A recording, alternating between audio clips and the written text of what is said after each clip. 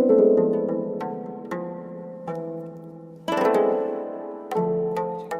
to another musical adventure in time travel. In this video I'm going to illustrate, hopefully, some of the similarities between the wonderful Chelys or tortoiseshell form lyre of ancient Greece and one of the elusive biblical lyres known as the Nevel, as it's pronounced from the original Hebrew.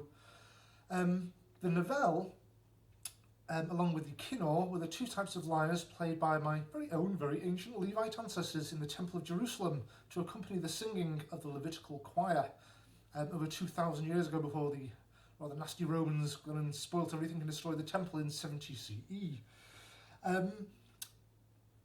And the fascinating thing about the Nevel is that it might have been very similar to this tortoiseshell form of lyre of ancient Greece. And there's quite a few ways we can infer this. First of all, the pictorial evidence. This can be seen on illustrations of what appears to be the biblical Nevel on two types of coins. The first of these types of coins dates from about 125 BC, and these can be found in the port town of Acco, A-C-C-O, in ancient Israel, which depicts two types of lyres, presumably the temple lyres. Now, going forward in time, right to the 2nd century, the time of the Simon Bar Kokhba revolt against the revolting Romans in their occupation of Jerusalem and of Judea. During this sadly failed revolt, Simon Bar Kokhba stamped over existing Roman coins pictures of to evoke images of the temple that was destroyed, including the biblical lyres, and lo and behold, they look exactly the same as the lyres depicted on the much earlier Acco coins. Now, both these illustrations of the two types of coins can be seen in my website blog. That's ancientlyre.com. And if you go to the historical research section, I've got all the details there on the biblical kinnor and the biblical Nevel. Check them out. So that's the similarity in appearance to what looks to the ancient Greek Chelys or tortoiseshell form of lyre.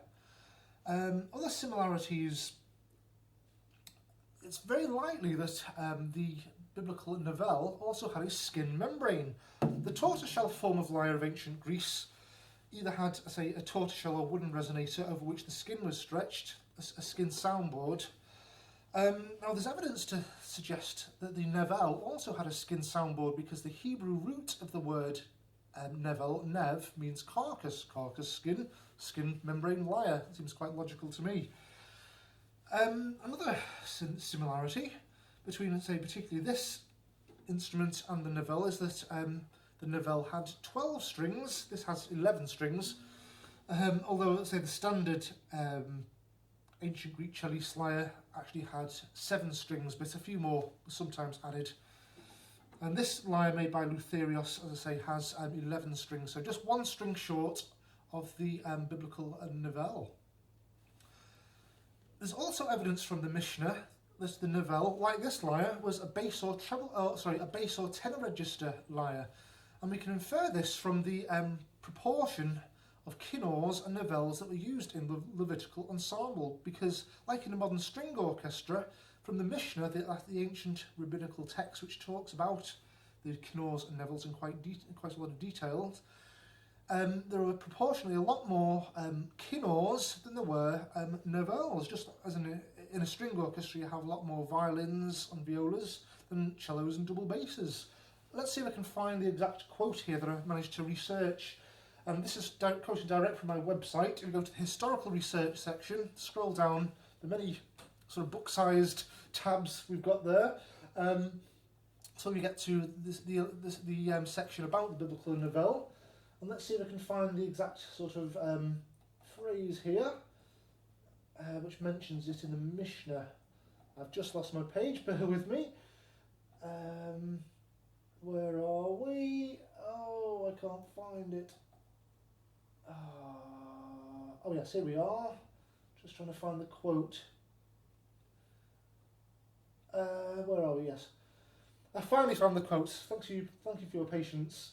It says that regarding the Nevel, no fewer than 2 and no more than 6 could be used in the Levitical ensemble. But regarding the kinnors, never fewer than 9 kinnorot, that's the plural for kinnor in the Hebrew, and more may be added. So just like the modern string orchestra, you can have an infinite number of violins, but a limited number of bass register instruments. So that's more evidence about the sort of pitch of the Nevel. Anyway, without further ado, to illustrate the point completely, I'm going to play a klezmer melody, some music from the traditional Jewish instrumental repertoire on this beautiful lyre. And this particular piece is in one of the ancient Hebrew modes, which is also an ancient Greek mode, surprisingly enough. This is called, in the Klezmer modes, it's called the Aharaba mode, whereas in Greek terminology, it's called the chromatic Dorian mode, and it is the equivalent intervals as E to E on the white notes of the piano, but with a G sharp thrown in the middle.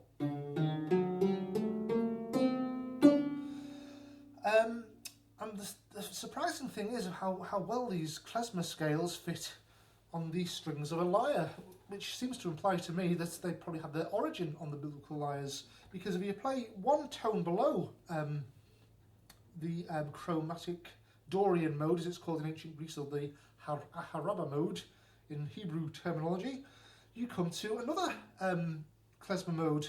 This is called the I can't pronounce this one. Excuse me a minute, just refer to the correct pronunciation. Misherabach, oh dear. Misherabach mode. Pardon my Scouse accent. Misherabach mode. And this is also an ancient Greek mode known as the chromatic Phrygian mode.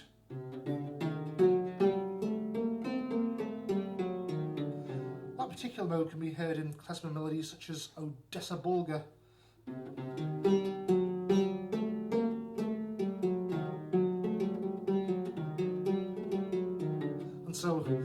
And so on. But anyway, that's to divulge a bit. So the tune coming up is in the Aharaba mode, or the ancient Greek chromatic Dorian mode. So enjoy the music and this mystical connection between the lyre, the Chelys lyre of ancient Greece, and the ancient Hebrew Nevel. And do check out all the in-depth discussion about the construction and all the pictorial illustrations from ancient coins in the historical research section of my website, ancientlyre.com. Thank you for listening and enjoy the music.